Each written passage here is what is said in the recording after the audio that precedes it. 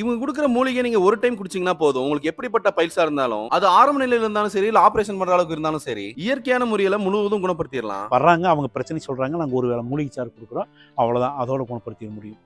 ஏதாவது மாத்திரை மருந்துகள் எடுத்துக்கிட்டு இருந்தால், அதெல்லாம் வந்து அப்படி என்ன ஒரு ஓரமா தூக்கி போட்டுருங்க. எதுவுமே வேண்டாம். நான் குடுக்குற மருந்தே போதும். இது வந்து ஈரோடு மாவட்டம், சத்தியமங்கலம் தாலுகா, கெம்பனாகி மலையம் பேரூராட்சி, பெரும்பள்ளம் மனை, எஸ்கேஎம் தோட்டம். அதாவது ஸ்ரீ கருமலையான் மூலிகை அப்படிங்கிறத வந்து நாங்க சுருக்கி எஸ்கேஎம் தோட்டம்னு வச்சிருக்க பேரு. இந்த இடத்துக்கு போறதுக்கு சத்தியமங்கலத்துல இருந்து ஆட்டோவும் அவைலபிளா இருக்கு. இவங்க குடுக்குற மூலிகையோட இவங்க சொல்ற சின்ன சின்ன டிப்ஸ நீங்க ஃபாலோ பண்ணாவே போதும். அதாவது ஒரு மண்டலத்துக்கு சில உணவு கட்டுப்பாடுக்கு என்னெல்லாம் சாப்பிடக்கூடாதுன்னு. அப்படி நீங்க டீ தூளையும் காப்பி தூளையும் தவிர்த்து வேற எது வேணா எடுத்துக்கங்க. அடுத்தது அசைவ உணவுகள் எதுவுமே வேண்டாம். இங்க நீங்க வரணும்னு நினைச்சீங்கன்னா காலையில 5 மணிக்கெல்லாம் எதுவும் சாப்பிடாம வெறும் வயித்துல வந்துருங்க. உங்க ஃப்ரெண்ட்ஸ் அண்ட் ஃபேமிலிஸ்க்கு பல்ஸ் பிரச்சனை இருந்ததுன்னா கண்டிப்பா இந்த வீடியோ ஷேர் பண்ணி விடுங்க. இத பத்தி இன்னும் டீடைல்ஸ் வேணும்னா இந்த நம்பருக்கு கால் பண்ணுங்க.